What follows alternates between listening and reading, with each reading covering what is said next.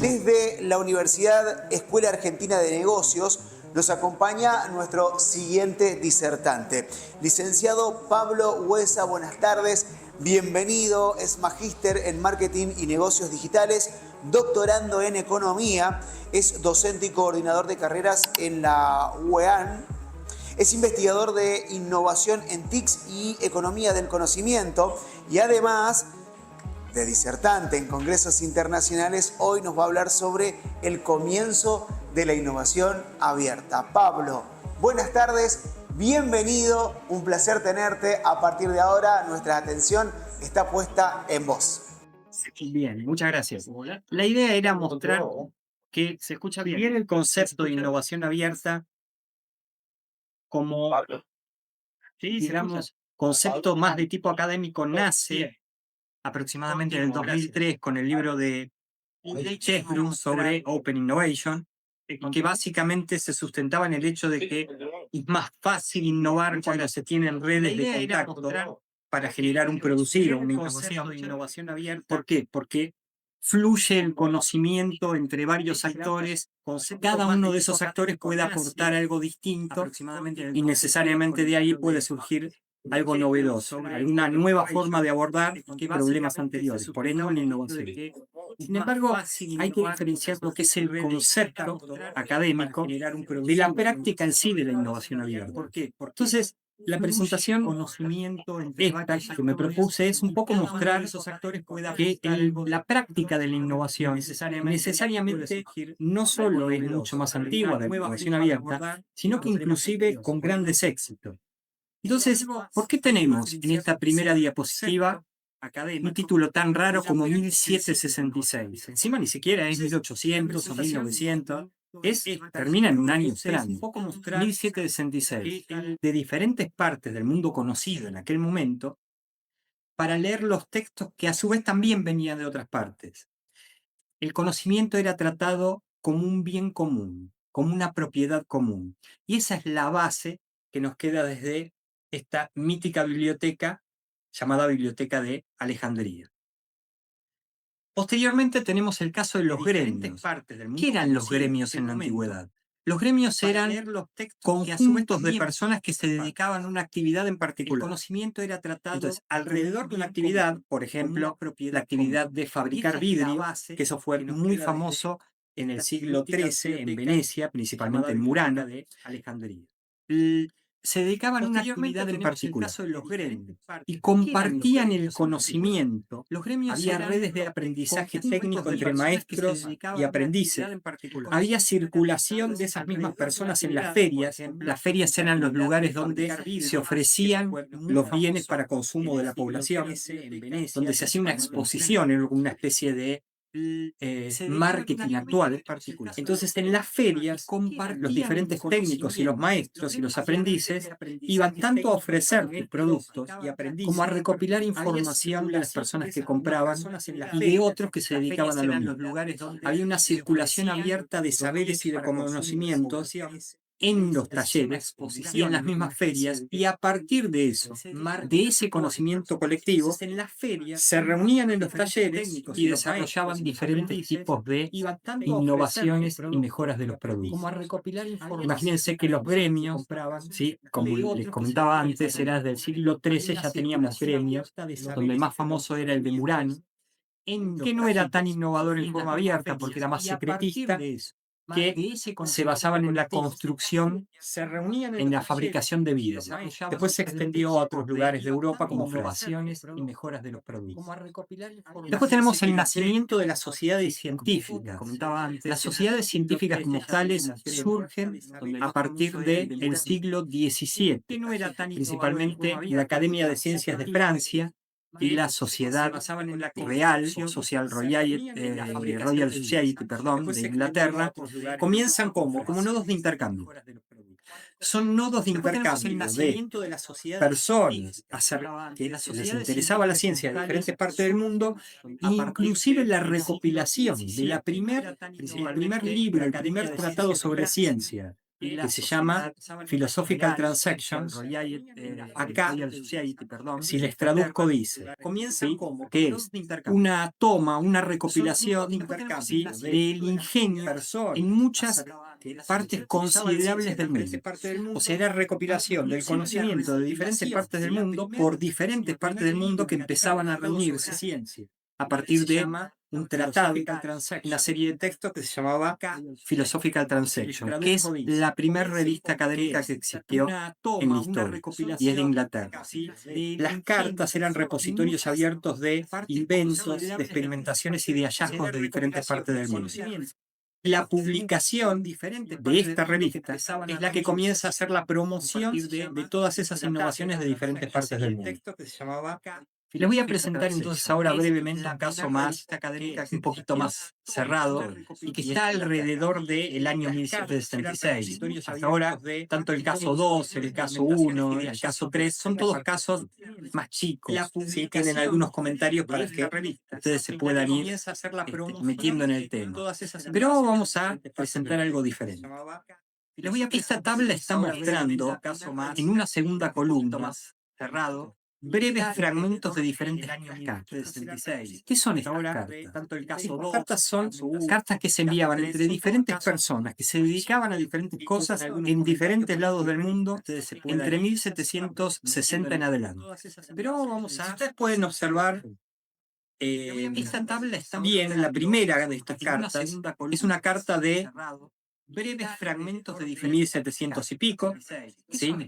Esa carta es de James Watt, el inventor de la máquina a vapor moderna en aquella época, ¿sí?, la que prácticamente da inicio, uno de los inicios a la revolución industrial, junto con otras máquinas.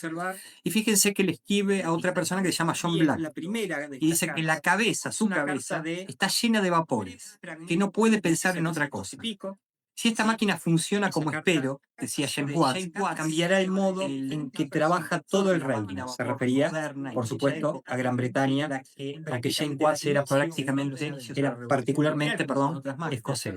Y fíjense que cada una de las siguientes filas son cartas entre personas que en diferentes partes del mundo, Estados Unidos con Benjamin Franklin, si esta máquina funciona, James Watt en Escocia, Matthew Boulton en Inglaterra, todos habían formado una red que se comunicaban a través de cartas para mejorar inventos. Todas estas cartas, sus fragmentos, están todos referidos en esos años que están encontrando ahí, 1760, 64, 80, 73, 78, alrededor de la invención de la máquina a vapor. Esta red y estas cartas las pueden encontrar en los links que están en la última columna. ¿Cómo se vería una red si nosotros tuviéramos que volcar a todas estas personas? James Watt, que es el inventor de la máquina a vapor moderna en aquella época.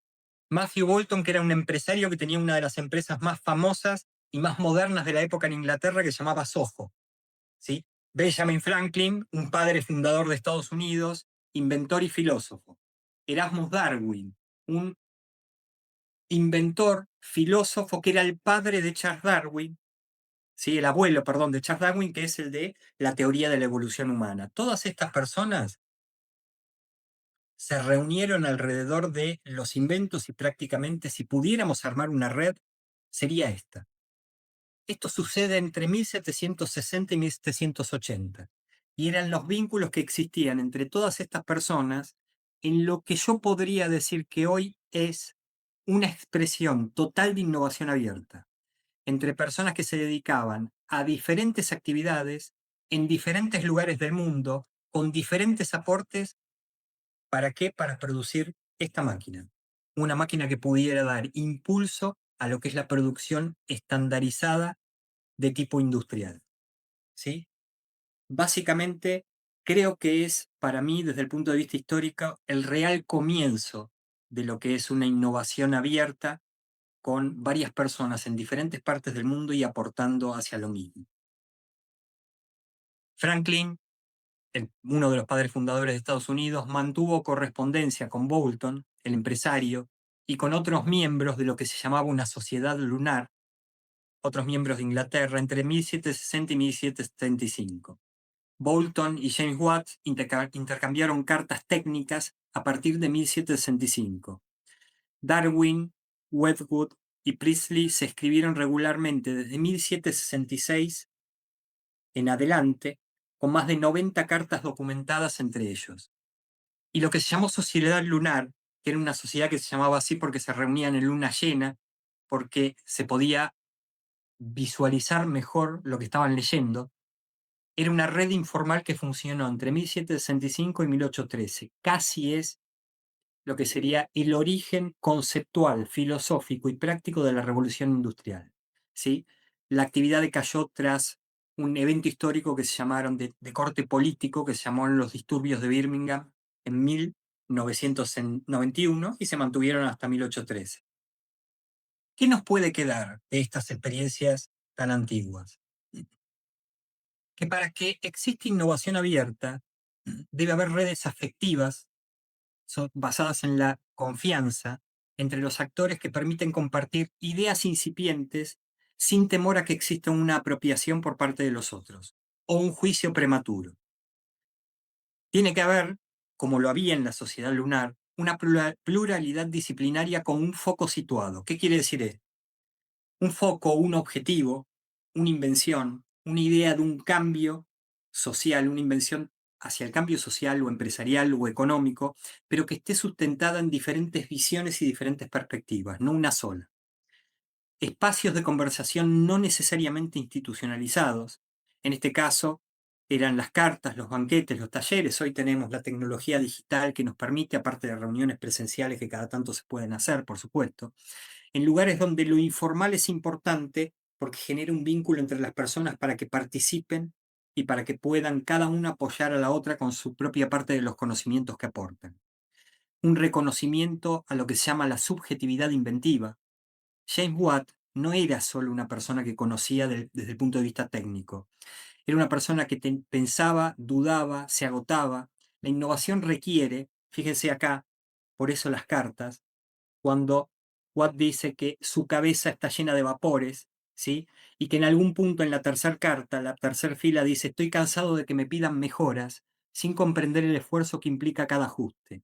No es solo hierro y vapor, es tiempo, es pensamiento y es vida. Eso exige entonces ese tipo de reconocimiento a la subjetividad, de saber que cada uno de los participantes está dejando parte de sí para un proyecto en común y que no es solo un tema de una mejora o una innovación de tipo técnico, o sea, no es solo la dimensión técnica en la innovación abierta, sino el reconocimiento de cada una de las personas como individuos. Una apertura a la disidencia conceptual, a debatir, a discutir. Franklin, Priestley, Darwin, todos pensaban fuera del dogma, esto es, fuera de lo que era concebido como común en aquel momento. La innovación abierta necesita siempre voces que incomoden el consenso. Y por último, condiciones materiales mínimas para sostener el proceso.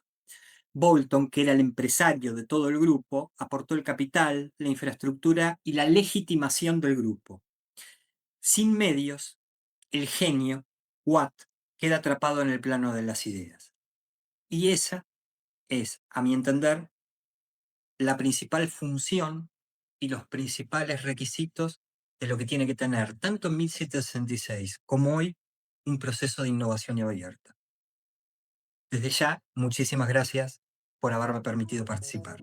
CADE, una marca registrada en la educación misionera hace más de 20 años.